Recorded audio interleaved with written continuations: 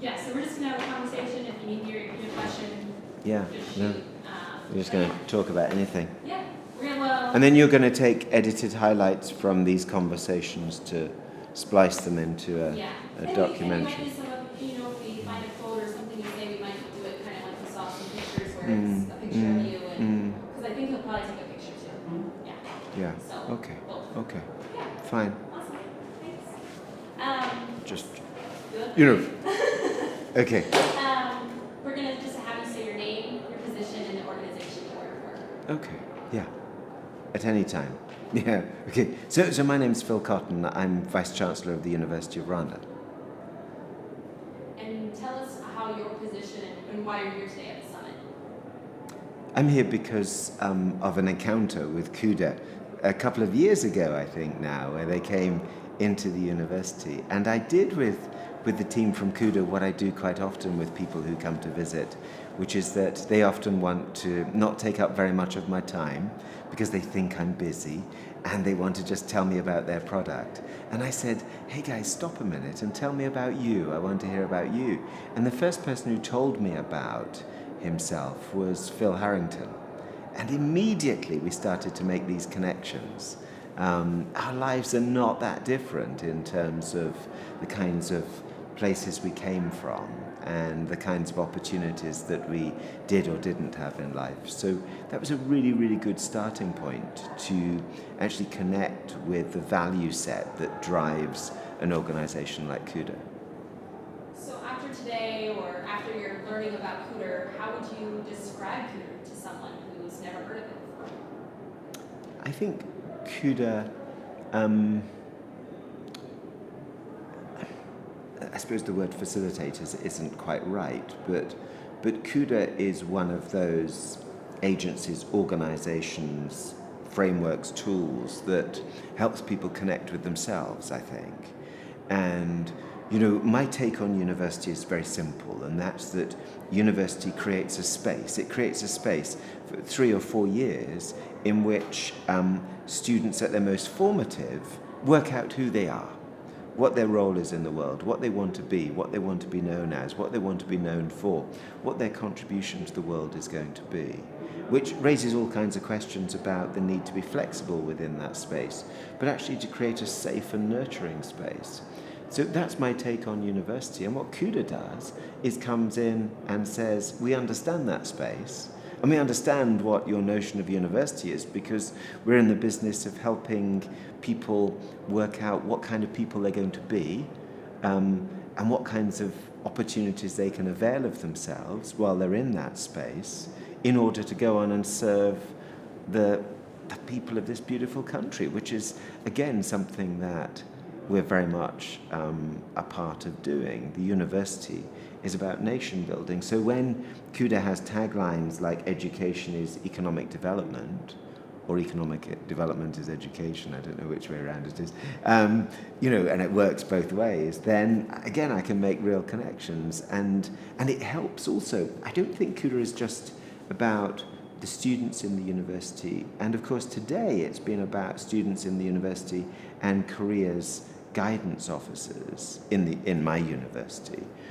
But I think Kuder needs to infiltrate the academic staff.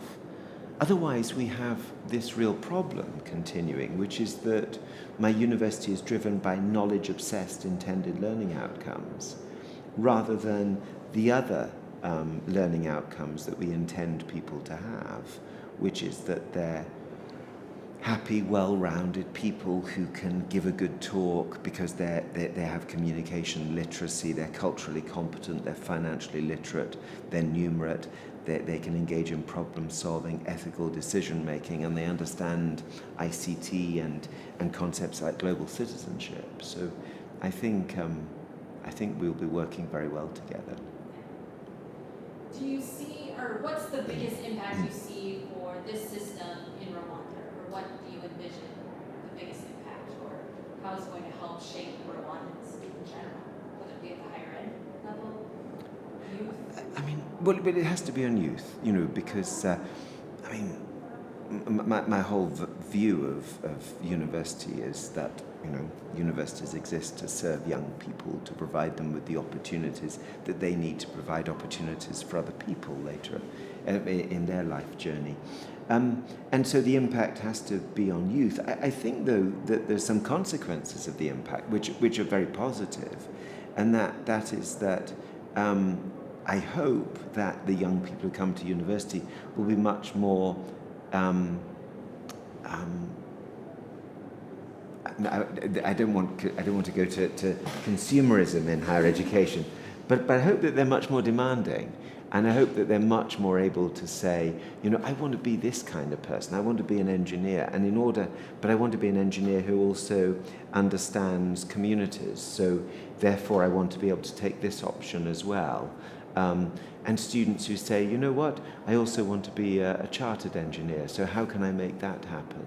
And students who say, I want to be this kind of person, but my understanding is that it's a version of a bit of veterinary medicine and a bit of engineering, and how can you help me achieve that? So I hope they're much more demanding, and I hope that the system is able to be agile and flexible, because as the workforce needs change, and they sometimes change very quickly, universities tend to be quite slow to change in response to that.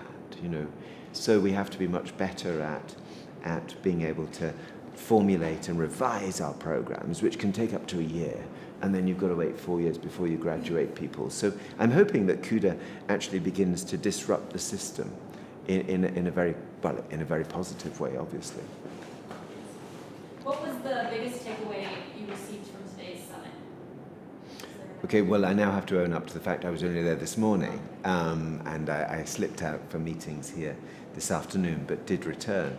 I think my biggest takeaway is the energy around the whole thing, from the audience as well as the people who presented. And something really that came through in one of the messages, and that was that it'll succeed or fail on the individuals who interact with the system. And so, as with university, universities will succeed or fail depending on the engagement of the staff, but also the students, And so I think energy and engagement, perhaps, yeah. Anything else you want to share with us? I don't know what I'm having for dinner tonight, but I think I'm going to have to have a run before I go. But no, I think that's fine. Awesome, thank you. Is that okay, Katie? Yeah, that was great. Yeah. Anything else? Okay, that was really great. And you managed to sneak a still shot in, did you, while I was talking? Not yet. Oh, right, that's coming next. Yeah. As you're talking about your dinner plans, you'll have to, I mean, you missed the second part, but we are posting the videos. Slade took all the video, but the students who spoke at the panel, I was really moved by it. I mean, they both prepared a huge piece. And, they're in high school, and it was kind of, someone made the comment like, if you're a university here, you should snag these two students right now. So if you ever get a chance, you should check that out, because it was inspiring to see. They started with phase 1 of the Kuder product, and so how they've understood, both of them, started out saying, Yes. I want to be a doctor, and I realized that I should maybe be a doctor, or the one student realized that he should be a doctor because his results were connected and it made sense, and he understood about himself, and so it was the validation of this is where I want to be. And for the girl, it was like, maybe this isn't who I am. I'm thinking this is what I need to do to be successful. Yeah. So it was kind of cool in the sense that they both kind of had the same vision, but they both took it and went different ways. So we just got lucky on that. I mean, we did pass students, Yeah. So. And I'm a medical doctor by training, but it took me 4 years after leaving school to get into medical school to convince anybody that a boy from a school like mine even deserved a place in medicine. So I have a lot of interest in the admission systems around medicine. Yeah. So, Actually, my brother does a little bit of work with that. He works with admissions at colleges. And, okay. He's like, don't ever apply to some of these schools because it's just the craziest numbers. And he's like, you don't even know. And it comes down to grades, and Yeah. I Or don't think we. What did you take? Not the ACT. That's all I can think of because I'm usually high Ace- school teacher. So. Yeah. But yeah, this is awesome. No, Yeah. thank you. Maybe we'll just step outside and get a picture. See that there, yeah. Thanks so much. This is great. Appreciate it. Thank you, Katie. This was great too.